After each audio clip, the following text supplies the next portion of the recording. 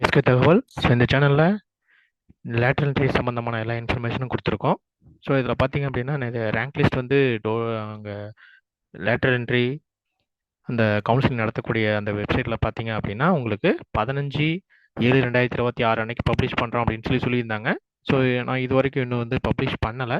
So இப்போ பார்த்தீங்க அப்படின்னா உங்களுடைய வெப்சைட்டில் பார்த்தீங்க அப்படின்னா அவங்க கூடிய சீக்கிரம் பார்த்தீங்கன்னா TNLA 2026 rank list is under processing, it will be published soon அப்படின்னு சொல்லிட்டு ஒரு மெசேஜ் வந்து வெப்சைட்டில் வந்து கொடுத்துருக்காங்க. சரிங்களா? 2026ஆம் ஆண்டிற்கான நேரடி 2ஆம் ஆண்டு பொறியியல் சேர்க்கைக்கான தரவரிசை பட்டியல் விரைவில் வெளியிடப்படும் அப்படின்னு சொல்லி போட்டிருக்காங்க. ஏற்கனவே பார்த்தீங்கன்னா பழசு வந்து என்னைக்கு ஸ்டார்ட் பண்ணுறாங்க, என்னைக்கு வந்து க்ளோஸ் ஆகுது, சர்டிஃபிகேட் வெரிஃபிகேஷன் எப்படி ஆகுது அப்படிங்கிற நோட்டிஃபிகேஷன்லாம் கொடுத்துருந்தாங்க. ஸோ அதெல்லாம் தூக்கிட்டு இப்போ பார்த்தீங்க அப்படின்னா இந்த மாதிரி மெசேஜ் வந்து போட்டிருக்காங்க. ஸோ அதனால என்ன அப்படின்னு பார்த்தீங்கன்னா நிறைய பேருக்கு சர்டிஃபிகேட் வெரிஃபிகேஷன் பண்ணுறதுல நிறைய பிரச்சனைகள்லாம் இருந்தது.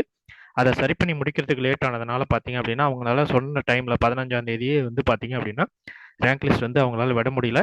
மேக்ஸிமம் இன்னைக்கு ஈவினிங் வந்துடும், இல்லை அப்படின்னா மேக்ஸிமம் வந்து நாளைக்கு வரத்துக்கு அதிகமான வாய்ப்புகள் இருக்குது அப்படின்னு சொல்லியிருக்காங்க. சரிங்களா?